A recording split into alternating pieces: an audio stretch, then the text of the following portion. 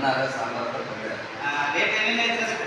ಅನ್ನ ಸಾಂಬಾರು ಪಲ್ಯ ಚಪಾತಿ ಪಲ್ಯ ಹಾಂ ರೈಸ್ ಪಲಾವ್ ರೀ?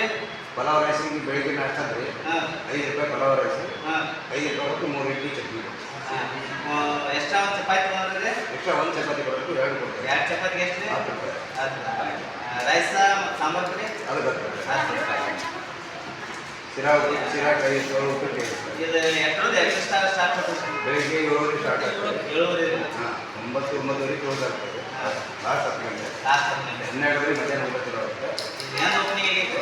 ಇದು ಇವತ್ತು ಓಪನಿಂಗ್ ಆಗಿದೆ 11 ತಾರೀಕು.